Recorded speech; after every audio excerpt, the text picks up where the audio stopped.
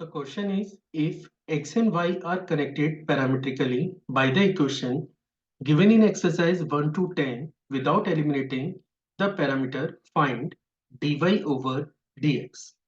So let's see how we are going to solve the given problem. तो चलिए शुरू करते हैं। तो फर्स्ट ऑफ ऑल तो मैं आपको बता देता हूँ कि ये क्वेश्चन क्या है। ठीक है, आपको एक पैरामीट्रिक इक्वेशन दे रखी है x is equal to 4t, that this is equation number 1, और एक अनदर वेरिएबल है y जो कि डिपेंड करता है 4 अपॉन t के ऊपर।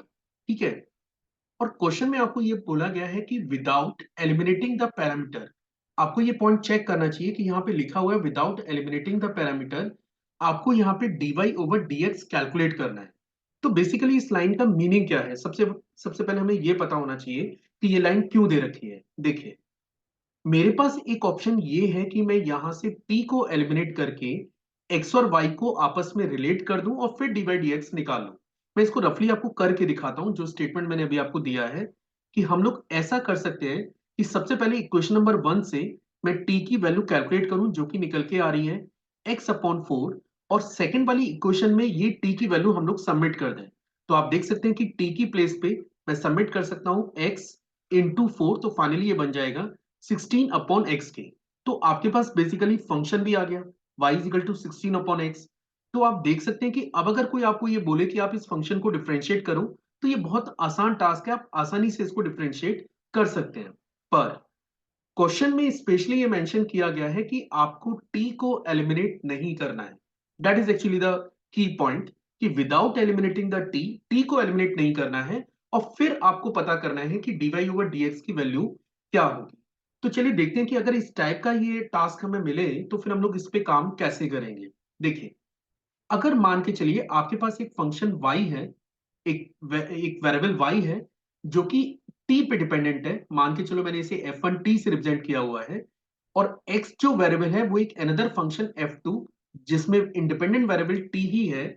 तो y is equal to f1t के बराबर है और x अगर f2t के बराबर है, और इनकेस अगर आपको dy ओवर dx कैलकुलेट करना है तो dy ओवर dx हमारे पास बराबर होता है dy over dt divided by dx over dt के। इसका लॉजिक क्या है, सबसे पहले आप इस एक्सप्रेशन को t के रेस्पेक्ट में डिफरेंशिएट करें, फिर इस एक्सप्रेशन को t के रेस्पेक्ट में, जिसमें t को आपको as a independent variable treat करना है, और t के रेस्पेक्ट में डिफरेंशिएट करें। दो क्वांटिटीज आपको मिल जाएंगी जिसमें पहली क्वांटिटी है dy ओवर dt और सेकंड क्वांटिटी है dx ओवर dt। और फिर क्या करना है, मुझे इन दोनों क्वांटिटीज का रेशियो निकालना है। जैसे आप इसका रेशियो निकालेंगे तो you will get the value of dy over dx। तो चलिए देखते हैं कि इस पे कैसे हम लोग काम कर सकते हैं। तो सबसे पहले मैं y पे फोकस करूं। y आपको दे रखा है 4 अपॉन टी के।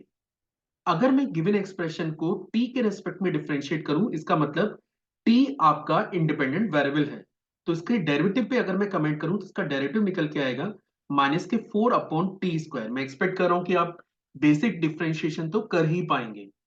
फिर x आपको दे रखा है 4 टाइम्स ऑफ t के, और यहां पे अगर आप इसको t के रेस्पेक्ट में डिफरेंशिएट करेंगे तो ये क्वांटिटी आपको मिलने जा रही है 4 की। अब जैसा मैंने कहा कि आपको बस केवल इन दोनों एक्सप्रेशंस को आपस में डिवाइड करना है। Let this is the equation number 1, this is equation number A and this is equation number B. तो अगर मुझे dy ओवर dx रिक्वायर्ड है तो मुझे सबसे पहले रिक्वायर्ड है dy ओवर dt। तो dy ओवर dt की बात करें तो आप देख सकते हैं ये क्वांटिटी आपके पास माइनस 4 अपॉन टी स्क्वायर के बराबर है, और dx ओवर dt की बात करें तो ये क्वांटिटी आपकी 4 के बराबर है। तो आप देख सकते हैं कि सबसे पहले तो आप 4 से 4 डायरेक्टली आप यहाँ पे कैंसिल कर लें, और जैसे आप इसे कैंसिल करेंगे तो रिजल्ट आपको मिलने जा रहा है माइनस के 1 अपॉन टी स्क्वायर। तो basically this is the answer for the given problem. मतलब गिवन पैरामीट्रिक इक्वेशन में अगर आपको dy ओवर dx कैलकुलेट करना है तो ये क्वांटिटी बराबर होगी माइनस 1 अपॉन टी स्क्वायर।